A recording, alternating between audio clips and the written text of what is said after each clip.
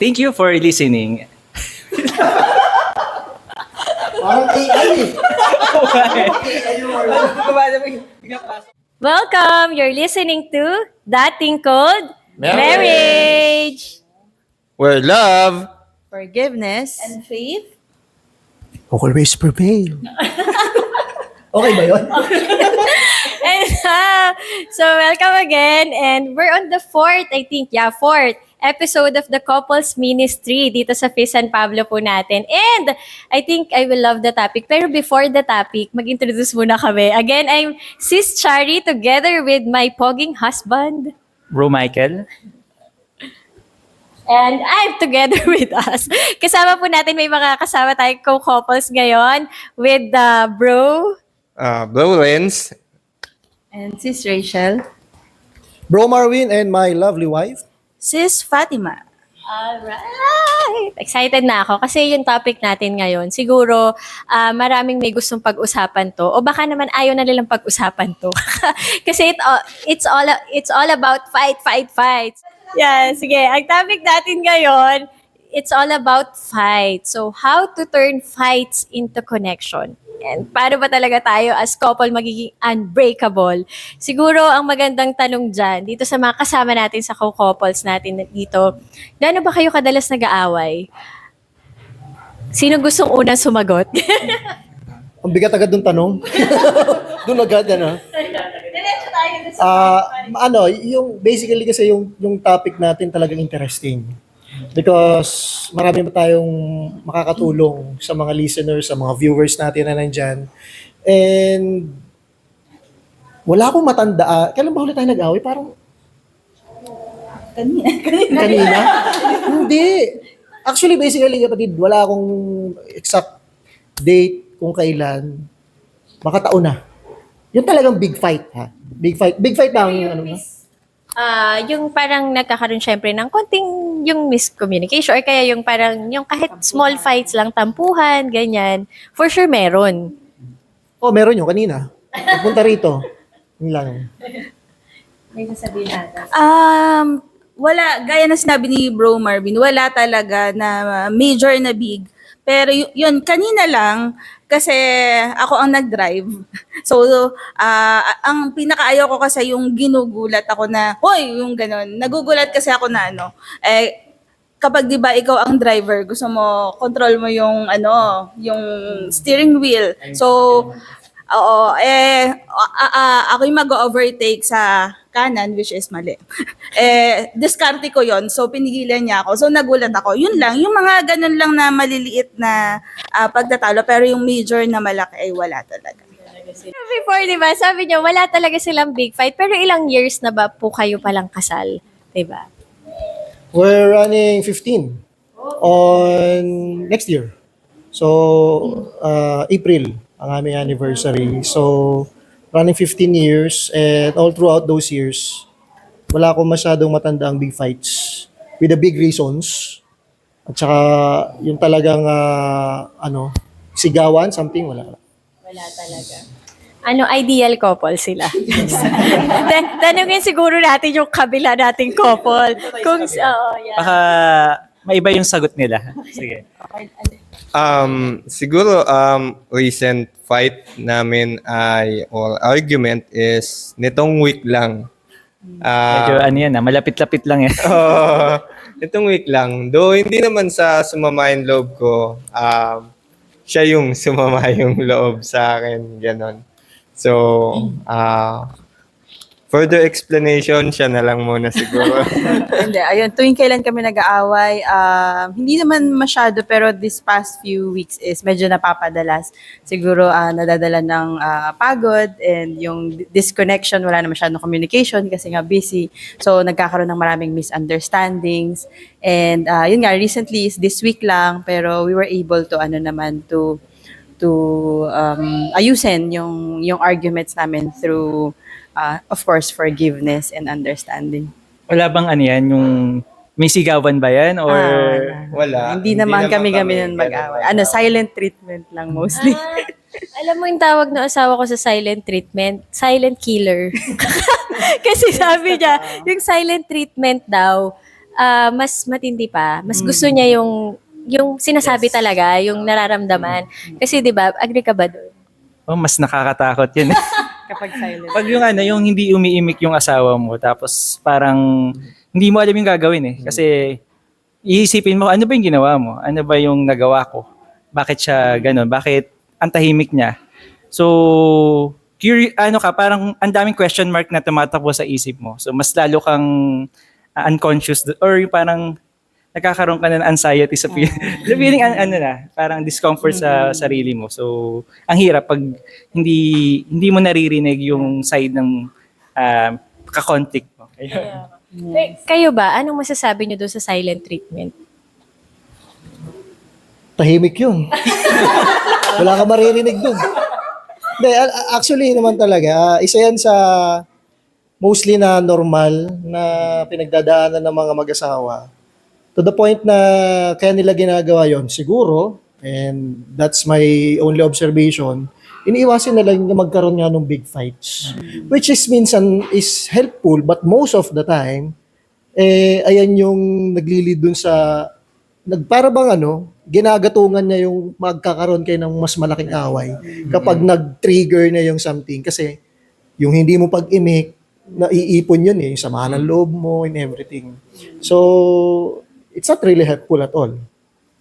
Naalala ko before, ako kasi ay hindi din confrontational talaga na tao. So, parang dahil mag-isa nga akong anak, wala naman akong kaaway. So, awayin ko ang sarili ko, parang gano'n. So, kaya hindi ako confrontational na tao. Before, hindi talaga ako nagsasabi na yung kapag may nararamdaman ako kapag nagtatampo. Pero may time dati na sinabihan ako ni Marvin na sana mag-open up ako, sabihin ko kapag yun, yung kung ano nararamdaman ko. Pero meron ding mga times na kailangan ikip mo na lang din sa sarili mo yung mga simple na mga bagay na alam mo na kapag inano mo siguro pag kinonfront mo yung asawa mo ay mas magkakaroon ng matinding awayan. So minsan kasi hindi kailangang agad 'di ba sa pag-aaway hindi agad kailangang sugurin yung kalaban. Parang mag-strategize ka muna parang gano'n Art of War doon sa libro ng Art of War, 'di ba? Kailangan munang take ng time to reflect on yourself bago mo kausapin yung asawa mo pag bago sugurin yung asawa. Saka yun nga, yung silent treatment kasi pag naiipon at naiipon siya ng naiipon, lalong bumibigat kasi yung gravity na kapag sumabog na yung isang tao, mas matindi yung nagiging effect doon sa relationship. So yun. Kaya hindi maganda yung silent treatment. Kasi tayo talaga individually different in our own different ways. Tapos 'di ba sa one of sa mga conversation natin, sinasabi talaga natin na yung asawa mo nga hindi mo naman niyang kilala personally, hindi mo kamag-anak eh. Tapos magkaiba kayo, magkaiba rin yung family na kinalakihan natin. Kaya yung sabi nga, iba't iba tayo ng way kung paano mag-handle ng fights, ng galit natin, and tayo individually, 'di ba? Pero yun, regarding pala ulit sa silent treatment, kayo ba, ano yung masasabi niyo about dun sa... Tama si Sis Fat na may mga, sa amin naman, may mga times lang talaga na like for me personally, I choose to stay quiet for a while kasi gusto ko rin pag-isipan kung yung nararamdaman ko is ano bang nagtitrigger, like bakit ko nararamdaman to. Parang in myself naman, parang gusto ko munang i-reflect kung tama ba yung sasabihin ko sa kanya na gusto kong sabihin. Kasi minsan maka out of emotion, may masabi tayo na makasakit sa kanya. And minsan naman, confrontational din naman ako na sinasabi ko sa kanya. Pero umaabot din kasi minsan sa point na sometimes pag may disconnect nga na nangyayari, na pagpaulit-ulit kang sinasabi sa partner mo pero hindi niya naiintindihan, medyo napapagod ka na rin at some point. So sometimes, parang you want to step back and parang let him to parang realize parang kung ano yung kailangan niyang ayusin muna sa personal emotions niya and all that. Pero yun nga, pag tumagal yung silent treatment, nararamdaman din namin yun na mas bumibigat talaga. Kaya parang personally sa akin din, parang you're really not designed to hold grudges and bitterness eh. Kaya parang mabigat talaga siya. Unless i-forgive mo talaga kahit feeling mo hindi deserve pa or hindi mo pa gusto siyang i-forgive, parang you really have to obey God if He said na hindi, patawarin mo and then kalimutan mo na pag-usapan nyo. So, yun po yung sa akin. Yes, bro. Okay. Yung side mo naman. Oh, may side pa pala. Sige. So, regarding sa akin naman kasi, ako kasi yung taong nag-iisip muna bago sabihin yung mga bagay. Like, I don't want to say anything that can hurt people, mga ganon. So, parang kinokolek ko muna yung sarili ko na ganon, na tumatahimik na lang ako. Kaso, minsan, dala na lang din ng pride pagka tingin mo na parang hindi mo pa ina-accept yung kamalian mo, gano'n. Parang magmamatigas ka pa talaga na. Pero during those times naman na nagmamatigas ka, ramdam mo talaga sa dibdib mo yung parang bigat na dinadala mo. Kapag alam mong hindi kayo magkasundo nung partner mo, o kaya naman hindi ka pa nagpapakumbaba dun sa kamalian mo. Kahit sabihin na natin siya yung may nagawang mali, ganun. Kaso nag-react ka ng mali din, ganun. So, ganun na lang din. Regardless, magpapakumbaba talaga para ma-resolve. Ayan, thank you bro. Pero hindi ko pala natanong kanina kasi sabi nyo nag-away kayo recently. Pero meron na ba kayo naging big fight? Oo. Oh, Yes, meron na. Madami. Madami na rin. Madami. As in, anong Kasi, klaseng kasi big- opposite kami ng ugali eh. So, tapos medyo bata pa kami nung nag-start kami. Alam mo yun, parang yung immaturity is nandun pa and at the same time, since opposite nga kami, parang it takes a lot of adjustment and learning and relearning and unlearning things. Parang ganun. So parang process talaga siya na parang parang all throughout our journey together, ang dami namin kailangang tanggalin na excess baggage, i-let go, pag-usapan, and yun.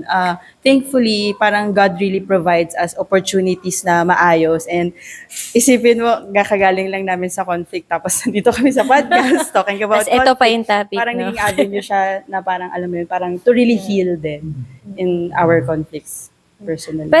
Pero ilang years na pala kayong... Magte-10 na. Magte-10, 15, 10. At tayo, ilang years na ba tayo? Teka lang, itetest ko lang asawa ko ha. Kung tama yung isasagot niya. Stay tuned, guys. 4? Ba siya sure, guys? 4 ata, di ba? Sure ko. 4. Final answer? Final.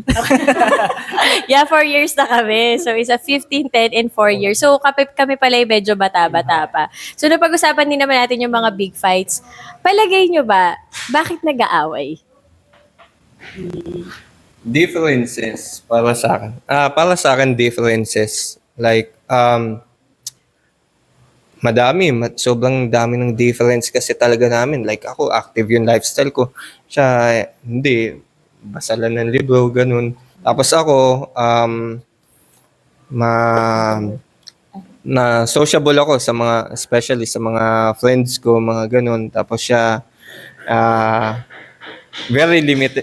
Medyo sociable naman. Pero Medyo sobrang limited talaga ng friends niya, ganun. Like, tapos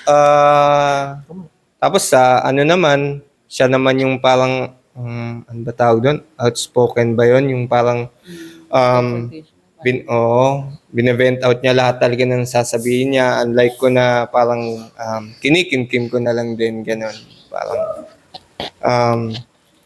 yun lang, mga feeling ko, yun talagang major cause differences kasi yun hindi kayo nag-agree sa isang punto until mapag-usapan nyo or mag-agree kayo sa isang bagay. Yeah, tama yun, differences. And siguro isa, siguro unmet expectations sa isa't isa. Kasi minsan, for example, sa katayuan ng mga babae, minsan may na-expect sila sa partner nila na dapat alam niya na to, dapat alam niya na nagagawin niya dapat to sa ganitong sitwasyon at sa ganitong oras. Pero pag hindi nila nagagawa yun ng partner natin, naiinis tayo, tapos parang doon na nagkakaroon ng disappointments, ng mga conflict. So parang doon pa rin pumapasok talaga yung pagiging transparent sa communication, which is especially if you have kids and you have a lot of things in your plate. Ang hirap, parang yung communication is really hard work talaga na kailangan siyang to put in every day. So parang yun, unmet expectations and then yung differences and then yung miscommunication, I think yun yung mga parang key talaga kung bakit nagkakaroon ng conflict sa isang partnership or marriage. Kung tatanungin mo ko kung ano ang root cause ng pag-aaway, base sa mga nagiging observation ko di sa ibang couples, and basically siguro sa amin, it boils down sa pride. There's a good pride and bad pride. Siguro first time narinig ng iba sa ating mga viewers. But on my observation, yung good pride na sinasabi, gagamitin mo lang siya kapag alam mo ang benefit is maganda. Halimbawa, you stick to your kung paano ka pinalaki ng magulang in good manners, i-stick mo yon. Pride ko to, pangahawakan ko to kasi alam ko ito yung una, tama. Pangalawa, ito yung sabihin na nating magliligtas sa akin bilang isang tao, parang ganon. But also, there's a bad pride na tinatawag, which is ito yung kalimitan na nangingibabaw at pinagsisimulan ng isang away na hindi rin naman siya talaga makakatulong sa totality ng conversation ng isang mag-asawa dahil pataasan kayo di ba? Itong gusto ko, ito ang tama, ito ang ganito, pero ito hindi ganun. So may ganon, which is, if yun ang nangibabaw, talagang mag-i-spark na yung fight. Anything under the sun kung ano yung pinag-aawayan nyo, pag talagang mas nangibabaw yun. Yun. Saka ako, i-connect ko dun sa sinabi kanina ni Sis. Masyado tayo nag-e-expect sa partner natin. So, nagagawin niya to, na alam niya ang lahat ng gusto natin. So, 'di ba, yung mga babae kasi ganun, Hiling 'di ba? magpahula. Oo, ang hilig magpahula hindi naman si Rudy Baldwin ang ating mga partner. So, ayun, ganun usually yung ng mga babae. Yun din yung na-realize ko recently na bakit ko hindi na lang sabihin? Pinahirapan pa pinapahirapan pa. Pwede ko namang sabihin sa kanya na ito yung gusto ko, gawin mo to, di ba? So, just recently, yun na yung ginagawa ko. Bili mo ako ng ganito. gusto ko ng ganito. Nagpapabili pala. Pero nagbingi-bingihan pala. Oo, yun. So yun lang. Yun po ang Alam mo, parang may common denominator talaga tayong mga babae. Kasi yun isasabihin ko yung expectation. Kasi, feeling natin mga prinsesa ata tayo, no? Alam mo yung parang, kailangan, at yung mga napakasama natin ay talagang perfect na kapag ito yung nasa isip mo, kailangan ito yung gagawin niya. 'Di ba? So, kahit hindi, parang, kailangan alam niya. Kahit di mo sinasabi, alam niya. Napagalit ka, alam niya. Tapos tatanungin pa, galit ka ba? Hindi. Sabi niya, may problema ba? Wala. Okay lang ako. Pero galit ka na, di ba? So, ginagawa ka nating manghul. Ikaw palagay mo, bakit ba nag-aaway? Actually, hindi ka masyado nag-aaway. Hindi, sa tingin ko, yung sa akin, based sa experience. Kanino? Siyempre. Yung di ba, yung love language na gusto ng partner mo, yung asawa mo.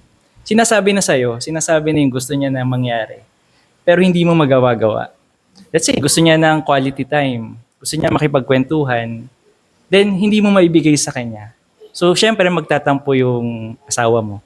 Gusto niya kasi ng makipag-usap sa'yo, pero anong gagawin mo? May gagawin kang ibang bagay. So, kala mo okay lang na paminsan-minsan na hindi mo siya napagbibigyan. Pero pag humahaba yung panahon na na ginagawa mo na parang hindi mo na siya nagagawa sa kanya. Parang hindi nagtatampo na pala yung partner mo. And then yun yung doon nag-start yung conflict na parang yun nga, nagiging silent siya na parang hinahayaan niya na lang na mangyari na parang parang walang conflict na maririnig ka na galit siya. Parang tatahimik na lang siya na ikaw yung dapat makaintindi na ganun na may kulang. So parang dahil doon, yun nga, parang nagkakaroon na lang misunderstanding yung mag-asawa dahil doon sa ganong situation. Ting! Alam ko na love language. 'Di ba? So kayo ba, na-fulfill nyo ba yung love language sa isa't isa?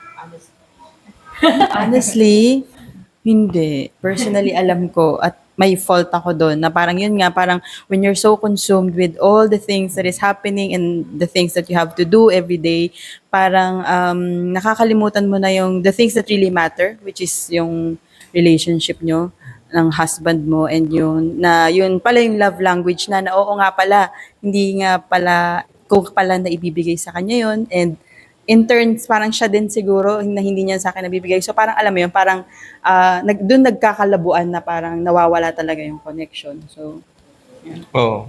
Ayun nga. Bali, huling-huli ni Brother Michael yung recent conflict namin kanina. Yun. Ganun na ganun. Perfectly described ni Brother Michael yung kanina na kapag ka hindi namimit yung expectation, ganun, tumahimik na lang siya. Tapos ako naman, alam ko ng galito. Pero dahil parang, yun nga, medyo inamin ko naman sa kanya noon na parang hindi ko pa alam. I confront dahil parang alam ko din sa sarili ko na hindi ko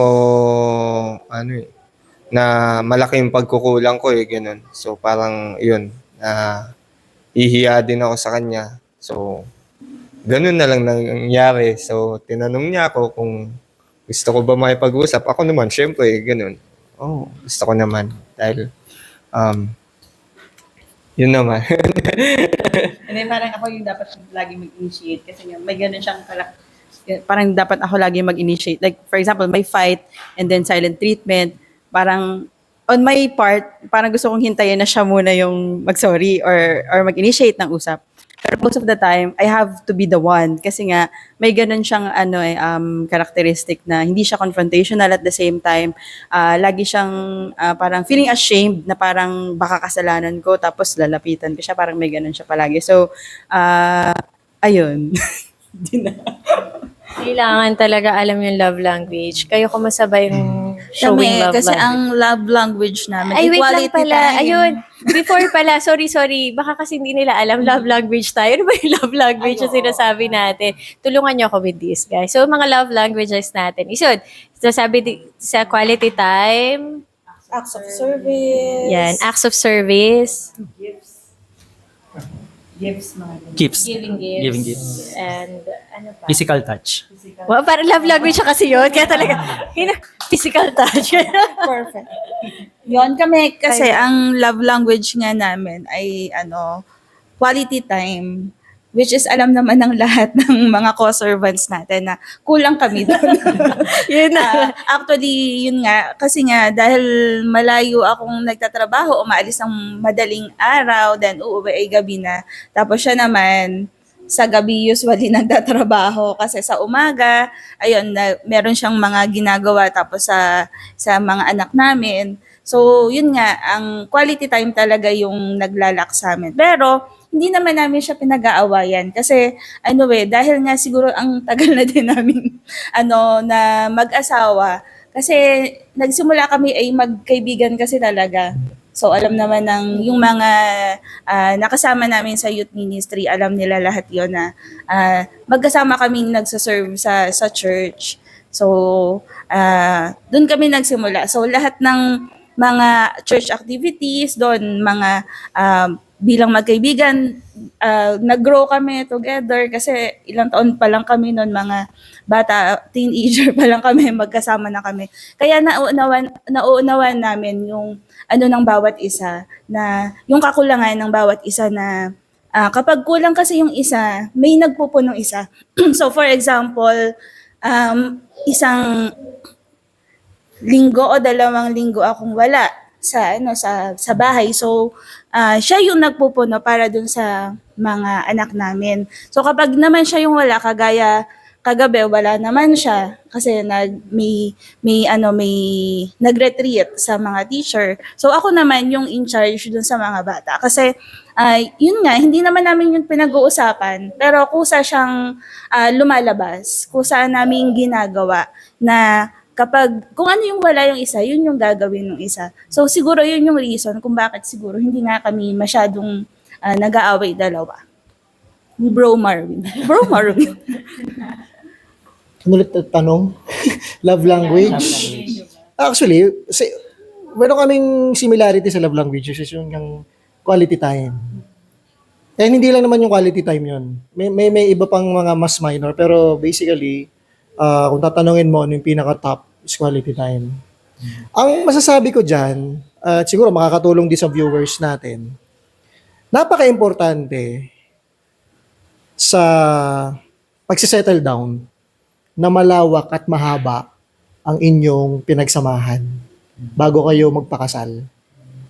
Kasi from that point, yun yung discovering stage eh.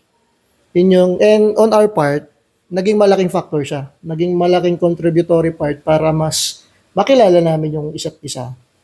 Hindi ko naman sinasabing, bawa, ilang months pa lang sila, nag-decide na silang magpakasal. Siyempre, decision nila yon. But on a general thought, it's a helpful sa isang relationship na you start being friends, you have the same, you're discovering something sa isang tao na special sa'yo. Ay nangyari kasi sa amin yun eh. So from that point, nakita namin at naunawaan namin na kapag itong quality time yung nawala, magkakaroon kami ng problema. Mag-aaway kami. And that point naman kasi, nung bata pa kami, minsan close-minded ka. Hindi mo maintindihan, walang quality time, matatampon agad ako. Hindi mo ko pinupuntahan sa bahay. Off ka naman, wala ka naman trabaho, di ba? So from that point, na-realize namin, nung nag-settle down na kami, mas marami kaming quality time kasi magkasama na kami sa bahay. Pero hindi pala. Kasi mas marami naging responsibility. But, the factor na kahit hindi kayo nagkaroon ng quality time that you expect to have dahil mag-asawa na kayo, hindi siya naka-apekto sa amin. Kasi naunawaan na namin and siguro on our part, nagkaroon kami ng discipline on a weekend na non-negotiable to.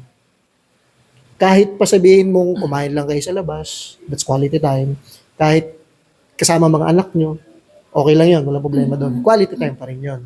So kahit pa paano, yung kakulangan nating quality time namin sa isang buong linggo, napupuno siya sa weekend. Because nag-meet kami doon sa same agreement na kahit pa paano, magkakasama kayo, may quality time. And siguro, additional na is yung parehas kami nasa service. Parehas kami ng circle lang ginagalawan. Importante rin yun. Yeah. Di ba? Importante yun. Pero kung hindi naman kayo kasi para sa mga hindi iisa ang circle, halimbawa, itong isa, may kayo sariling friends, may sariling agenda rin tong isa, doon ngayon magkakaroon ng negotiation or pag-uusap. Saan natin ipapatak yung love language natin? Minsan kasi hindi quality time, di ba? Pero sasabihin naman ng iba, yung gifts. Pero pag may gifts ka, may quality time ka pa rin eh. Kasi paano mo bibigyan yung papadala mo lang? Courier? Hindi, bibigyan mo pa rin personal. Pwede, papadala lang. Diba? Parang gano'n. Di ba kung LDR kayo? Net to cart mo lang. Pero hindi naman kayo LDR, di ba? Meron pa rin quality time na mapapasok pa. Yun yung sabi. Pero alam mo, meron siguro tayong mga viewers na sila talaga hindi mabubuhay na hindi nag-aaway. Sila ng partner. Di ba parang sa kanila helpful yon na mas healthy yon kasi lagi nilang pwedeng nasasabi. Parang may multo ba dito sa tabi na nagsasabi na sila daw yon. Kaya may mga kumakaway-kaway ako nakikita dito. Di ba? Parang hindi kompleto yung araw nila pag hindi nila naaaway yung partner nila. Kasi di ba? So palagay nyo ba helpful yun? Parang ano naman eh, every month naman eh. Kailan ba? Schedule. Kasi pag yung mga, di ba may mga monthly period yung mga babae. So, yung week na yun yung pinaka-crucial eh. So parang, Doon ba yun? anything na parang may gawin ka lang na counting lang, parang mali doon sa tingin nila. Parang magugulat ka na lang na parang bigla na lang may magtatampo, bigla na lang may magagalit. Kaya ingatan natin yung yung period, yung week na yun. Kasi, Ganun pala. hindi ba nakaka-relate ang iba dyan? Hindi eh. Kung iisipin mo, yung may certain limit siguro pagdating dun sa pag-aaway na sinasabi. It's a helpful or sometimes it's an eye-opener for both husband and wife na medyo mailabas mo ba yung sama ng loob mo kahit pa paano. Kasi nga, men are born to be mind of the men is parang nasa kahon lang per box, di ba? While your mind, ladies, is like spaghetti. Sabi nga ni na Bro Aaron. Na konektado lahat from makeup to your work, to your travel, to your hobbies and everything. Pero kami kasi hindi ganun, di ba? We're designed to be like that. And for us to know kung ano ang nararamdaman ng isang babae, kailangan marinig namin. Para lang sa ganun, makapag-focus kami. Which is helpful yun to a certain limit lang. Na hindi naman masamang sabihin mong sama ng loob ko. Sa akin, for me, pag sinabi ng wife ko na wala ka ng oras sa akin, puro ka, and agree ako doon, late ako lagi matulog. Pupunta ako sa kwarto namin, tulog na sila. Tulog na siya. So wala na yung moment na kayong dalawang quality time.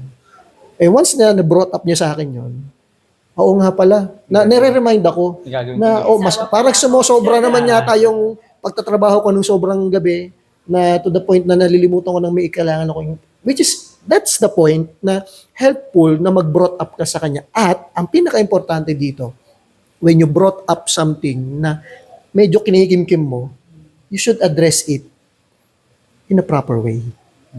Because sometimes, most of us men, sensitive, pag medyo umo-over ka na dun sa pananalita mo. At hindi mo na mababawi yan eh. So, minsan, kinikimkim lang namin yun hanggang sa dumagdag. So, helpful siya. But on a certain limit only. Pero may dadagdag lang dun ako dun sa kanina kong nabanggit na. Narinig ko na kasi daw yung reason nila kung bakit sila daw nagagalit kapag, let's say, sa period time nila. Minsan pala, nagpapapansin lang sila sa ating mga husband. Para daw suyuin sila. Kasi ako, personally, hindi daw ako marunong manuyo. Ayun. Kasi parang iniisip nila parang ilang years na ba tayo? Ilang years na ba tayo boyfriend boyfriend naman natutunan yan. relationship.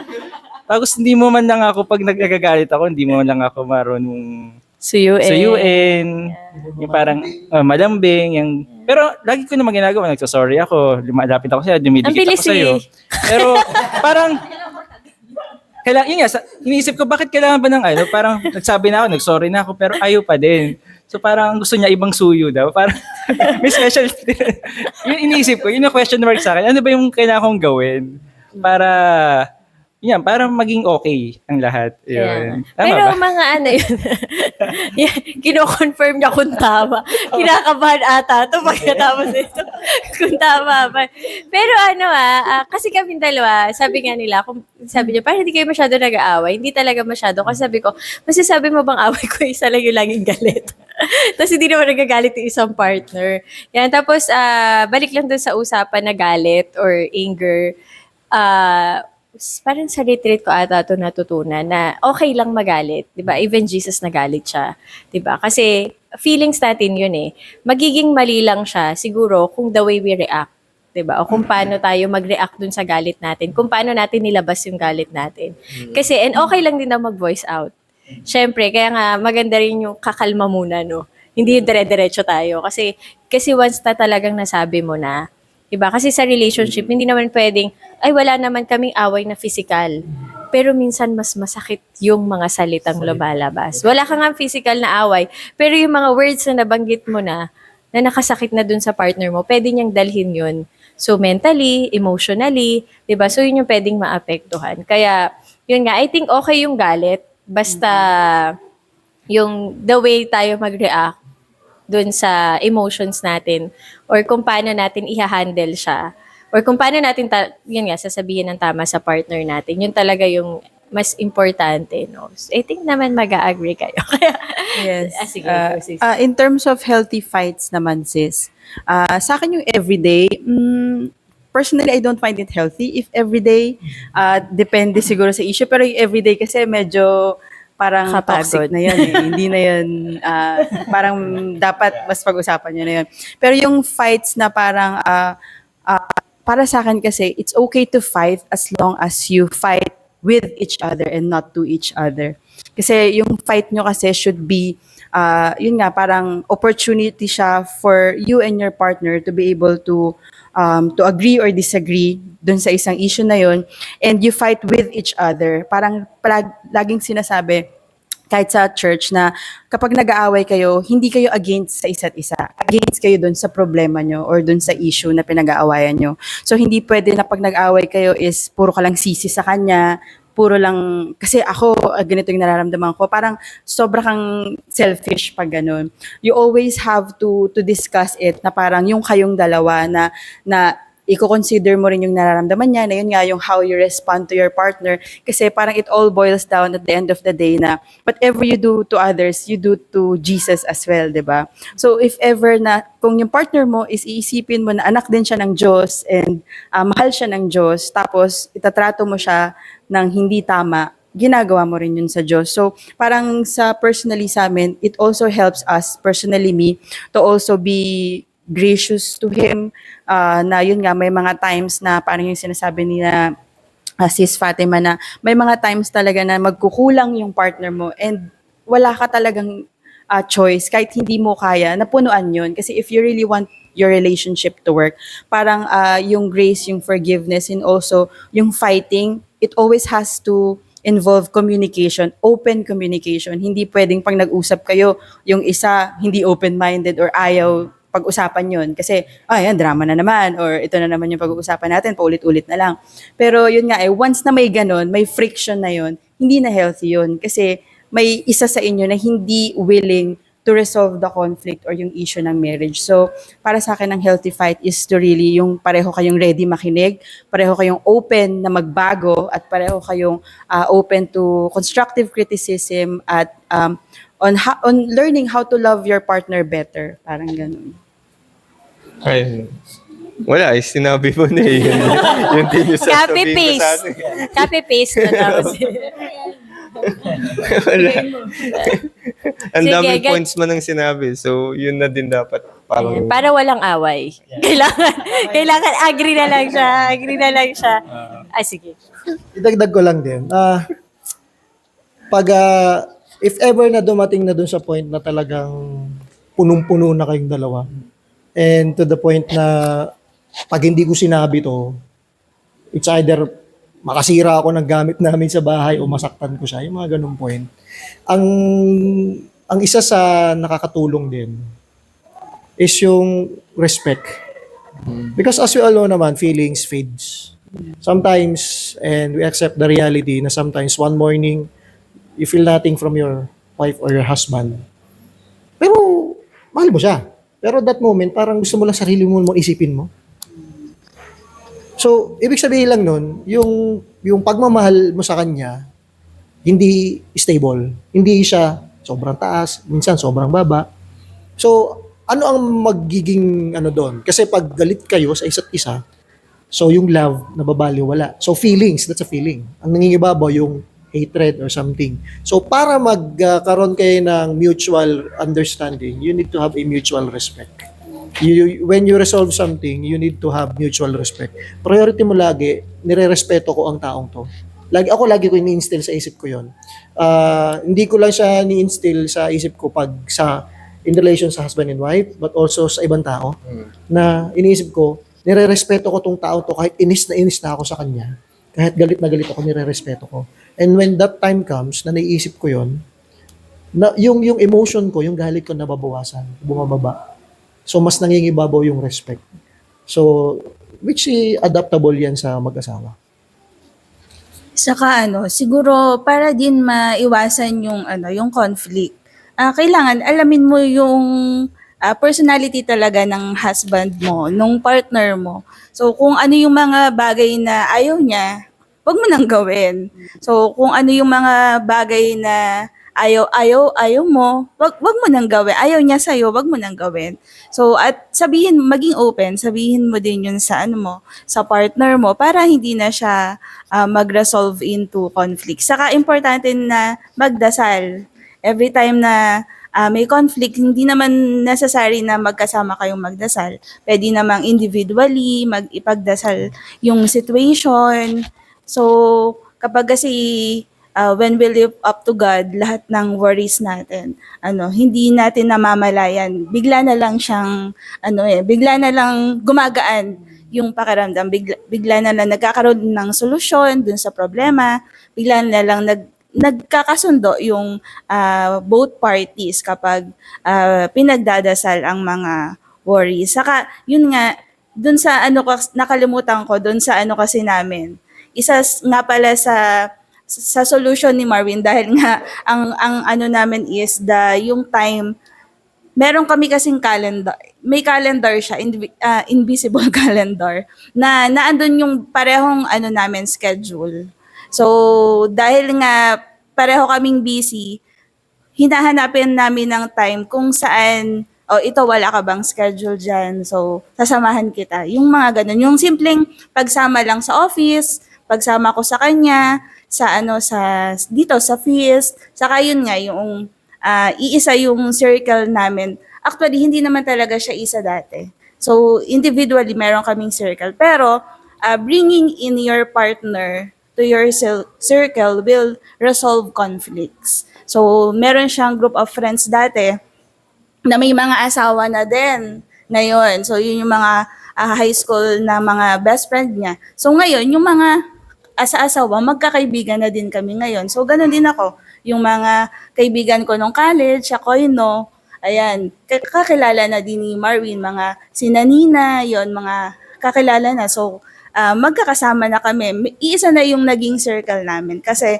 hindi na, kapag naging mag-asawa, hindi na siya, individual. So, as one na siya. Actually, marami tayong marami tayong mga narinig. Kasi ang next question ko sana, ano yung mga advice nyo para to resolve conflicts na? Pero alam ko medyo during the conversation, nasasabi na natin siya. And na-realize ko lang din, yung mga arguments, yung fights natin, it can make or break your relationship. No? So parang, alam ko nagsabi niya, pero kung meron kayo mga one word or mga gusto lang nating iwan, di ba, sa audience natin, no, kung paano ma-resolve yung conflict or how fights can really turn into a connection. Ano yun? Pang Miss Universe to. Aba, ready na po ang ating candidate number 1. Kung alam niyo yung kanta ng Fist Worship, title, Surrender. Sumurrender ka na.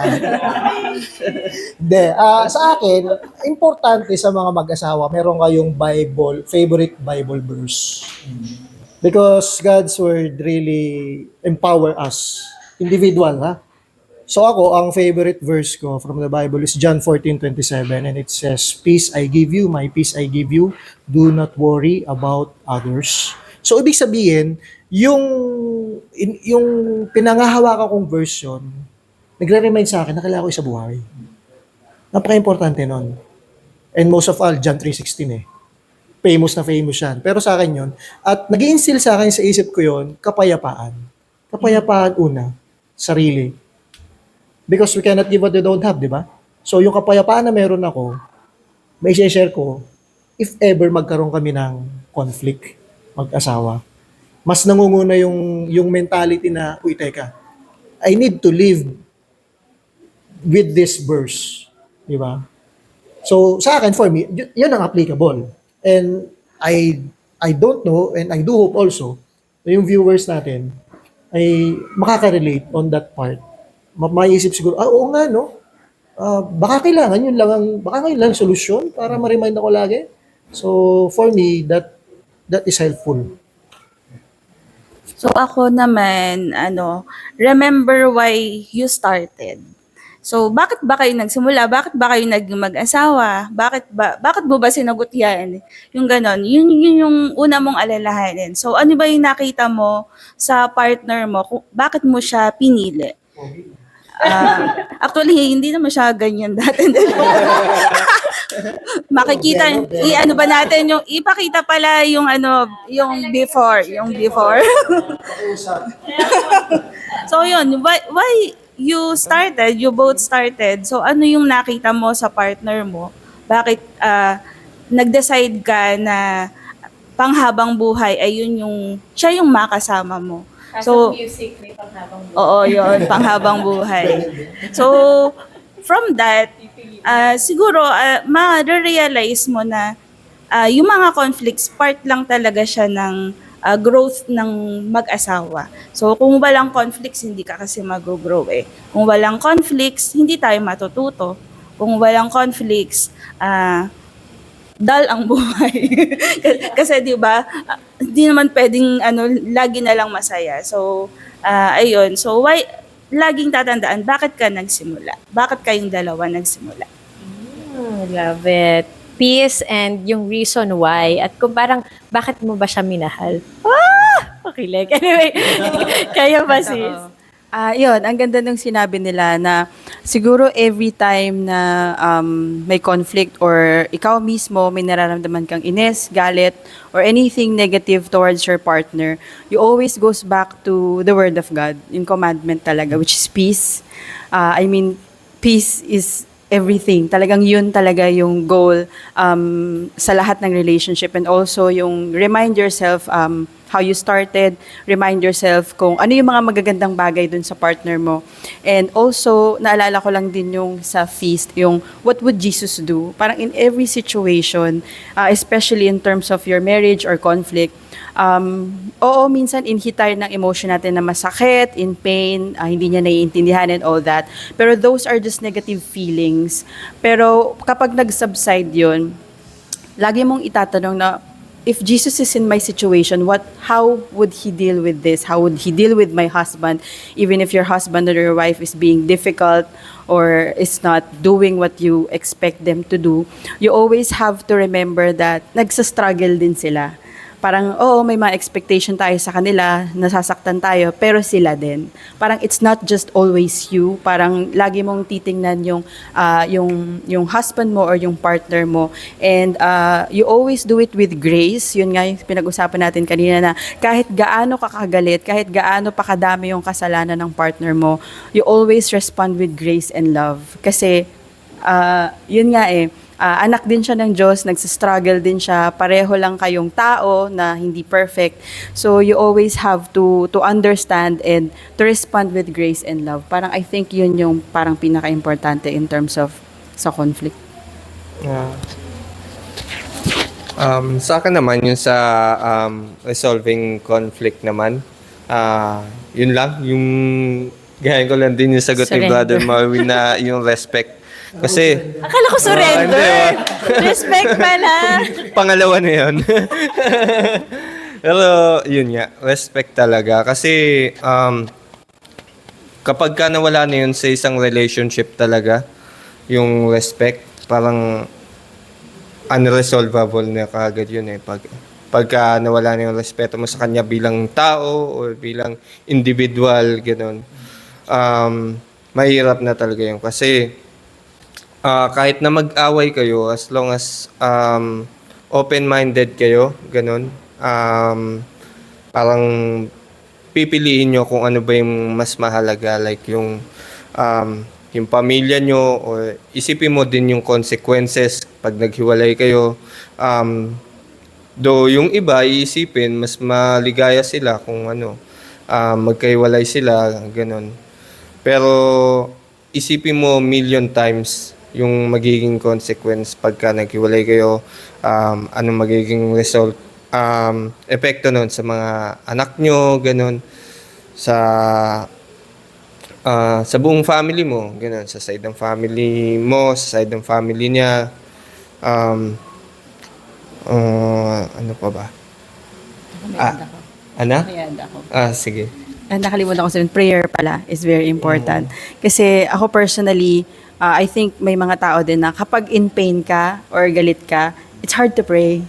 Parang it's hard to, parang there's that force na parang pinipigilan kang magdasal. I don't know, maybe it's the enemy na parang pag nasa yoke ka ng pain mo and then yung galit mo and all that, parang laging may ano sa'yo na to turn away from God. But actually, that is the most important time that you have to turn to God. Kasi like, pag sinusunod natin yung emotion and feelings natin, ayaw natin mag-pray, mahirap, di natin alam sasabihin. Pero kapag lumapit tayo kay Lord and nag-pray, and for the most difficult time, and also para ipag-pray yung partner natin kahit na galit tayo sa kanila, parang that's when the miracle happens. Like personally, I saw that na parang when I turn to God and pray about our relationship, our marriage, the conflict, and telling God, I don't know how to move forward, but then God will give us opportunity to na ayusin lahat ng bagay. Parang prayer really works. Parang I think yun yung number one din when it comes to conflict, before the understanding and all that. When you cannot understand anything in your marriage, just turn to God, pray, and ask for wisdom. Agree ako doon. Ay, wow, talagang very proud ang husband. Kailangan nating palakpakan natin.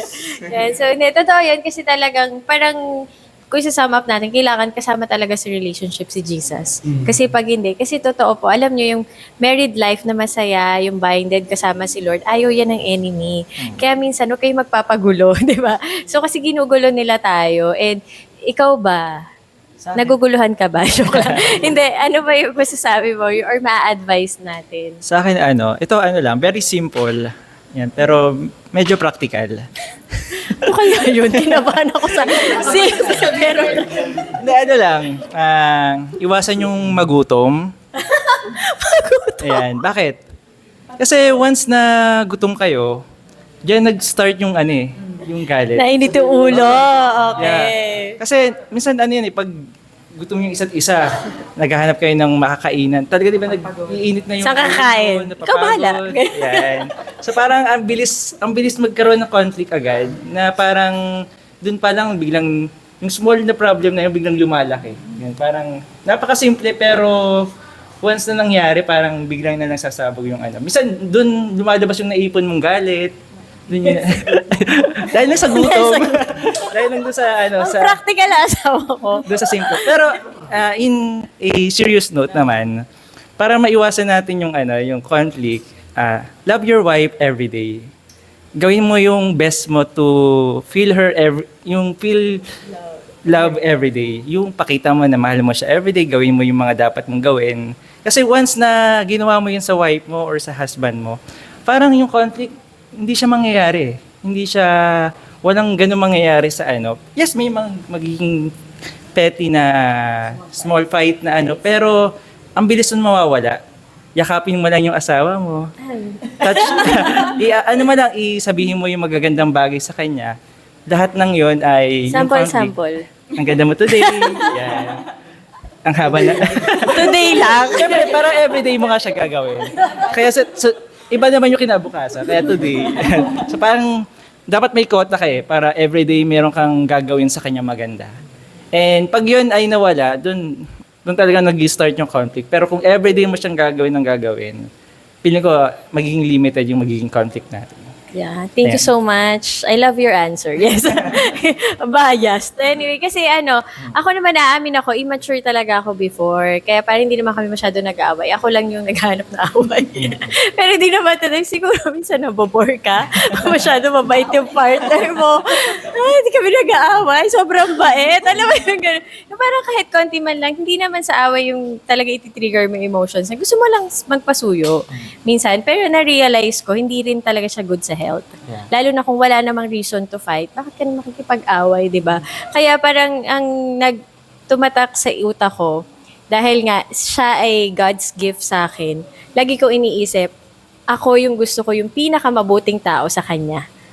Dapat hindi yung, kasi di ba there are times na ang bait natin sa ibang tao, pag uwi natin sa bahay, ginawin natin yung partner natin.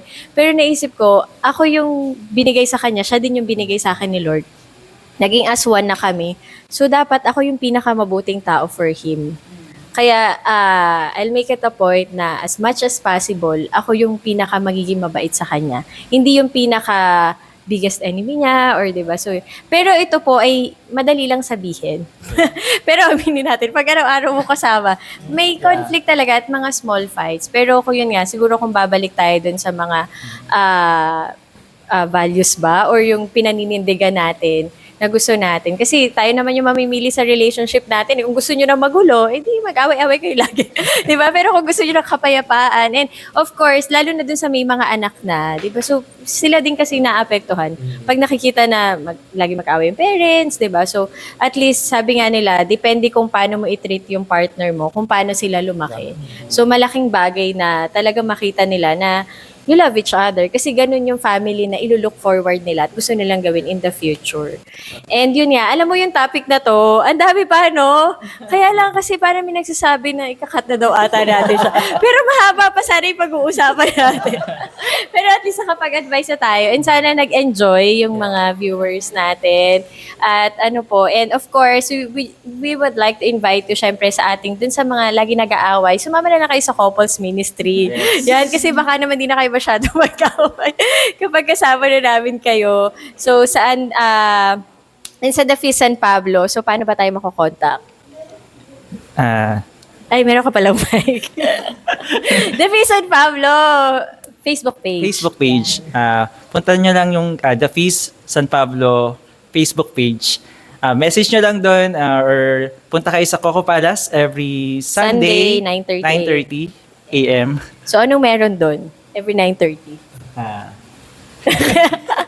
Mass po yung it's a Catholic mass. So, pero syempre yung feast naman is welcome po kahit anong religion natin. Kasi ako I believe na kahit naman magkakaiba tayong religion, we have the same God. So yan, pwede po tayo mag-attend ng mass. Then after that, meron po tayo mga praise and worship and talk, diba? So yung mga inspirational talks natin, doon natin mas makikilala, mag-journey with Jesus kasama yung spouse natin, diba? Kaya sama na kayo. Hindi lang po for married couple ang The Feast San Pablo. So pwede po ito sa lahat. At kahit sama niyo yung mga anak niyo kasi we have awesome kids ministry na mas makikilala na nila si Jesus at a very young age, di ba? Imagine that, may tutulong sa inyo para mag-grow din sila spiritually and for them to know Jesus nga. So yon. Thank you for listening. We are the Feast San Pablo Couples Ministry.